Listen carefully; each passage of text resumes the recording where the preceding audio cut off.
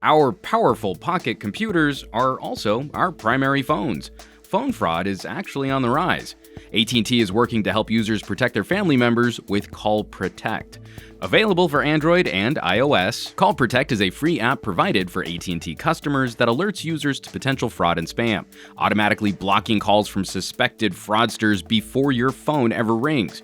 Plus, this app also gives you the ability to block or flag nuisance phone numbers to prevent unwanted calls.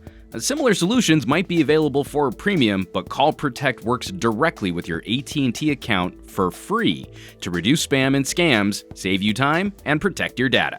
Click the link in the description below to download Call Protect today and start blocking those bothersome calls. Oh, LG, we always have such a complicated conversation surrounding your phones. From prototype to retail unit, the V30 has been in our hands for a while now. Our experiences have largely been positive, but this launch came with some controversy we'll need to discuss. 2 months with the phone, how has it held up against other flagships? Here's our full LG V30 review. We've already covered a lot of ground on this phone, and this is starting to become a long-term review. Right at the top, we should probably talk about the phone's release. Last year, we were critical of how LG announced the V20, and it would seem some of those mistakes were duplicated this year. LG showed it off, got prototypes into reviewers' hands, which we certainly appreciated, and then we waited for a long while before further news on a commercial release. It's a difficult way to maintain a conversation on a gadget, and it let the wind out of our sails for one of the better phones of the year. This is still the area we most hope to see LG improve, how they communicate with their customers. And getting back to the phone in the era of glass devices, LG's design here is simply splendid. Striking all the right notes, hitting all the right cues, and delivering a more consistent symmetrical glass-on-glass look than the phone it will be most often mistaken for. No joke, I've had several people in my circle of friends get very excited by me holding this device, only to be very quickly disappointed. Still, for the rated durability, I'm not the biggest fan of glass. LG made the right call in trying to attract consumers, though enthusiasts of this phone line might be a touch disappointed. As it stands, my V10 was a tank, which is currently on its third broken screen protector. My V30 won't be leaving the house without a bumper case, just in case.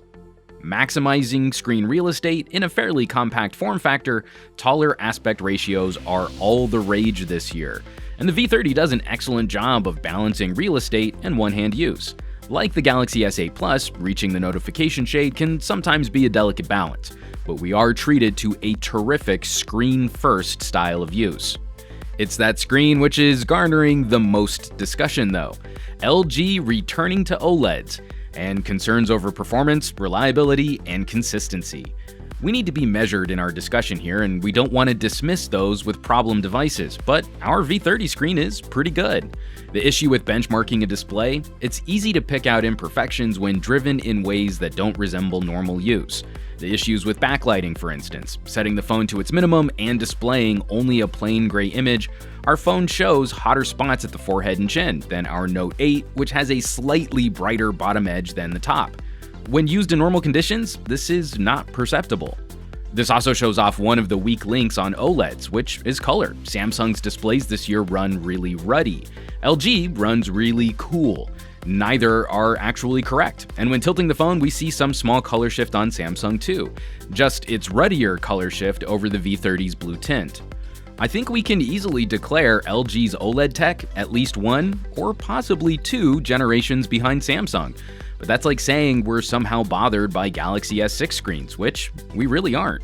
The main concern though is for those folks who do receive devices with proper patchy lighting or see fast evidence of burn-in. And this brings us back to our original point that we'll unfortunately have to wait and see how LG handles this conversation with customers.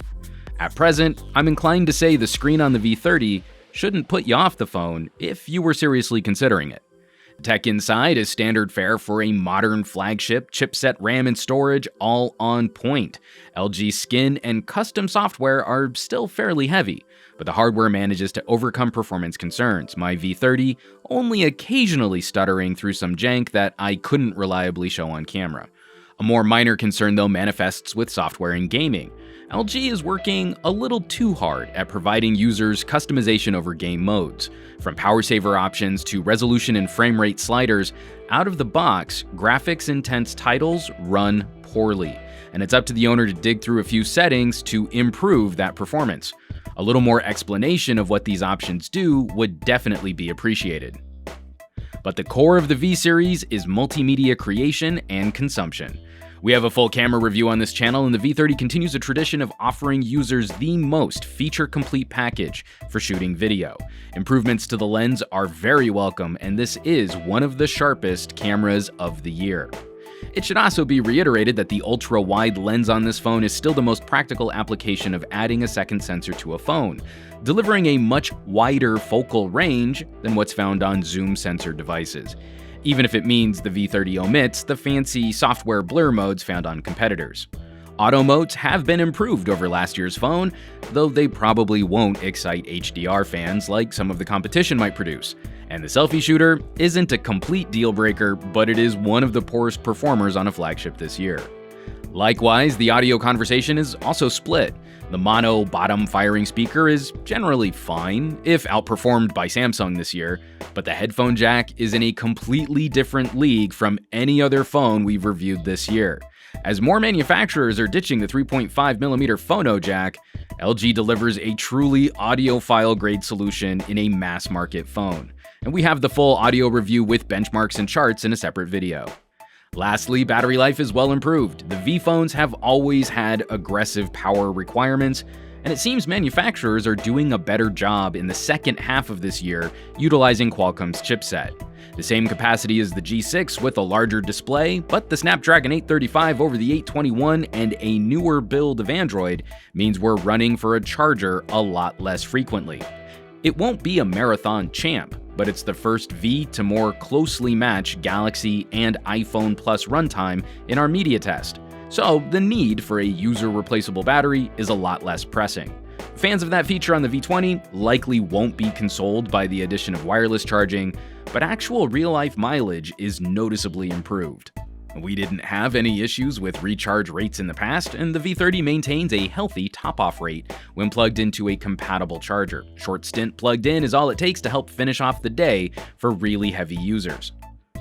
So let's wrap this up. Where does that leave us with the LG V30?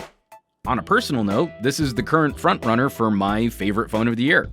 Excellent pro camera features, class-leading headphone audio, excellent microphones. This is a nearly perfect getting to done phone for me. Outside of that YouTube video producer demographic, there's a lot to like across a broader segment of the buying public. LG's take on a powerful work phablet is now a lot more accessible thanks to it being a more attractive gadget.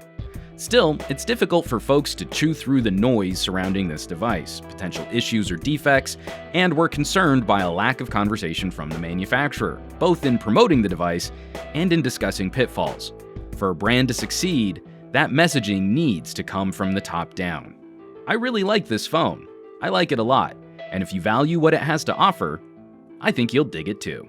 As always, thanks so much for watching. Be sure to subscribe to this channel for more reviews like these and help us out with a share on your favorite social networks. For Pocket Now, I'm Juan Carlos Bagnell, some gadget guy on Twitter and Instagram, and I will catch you all on the next review.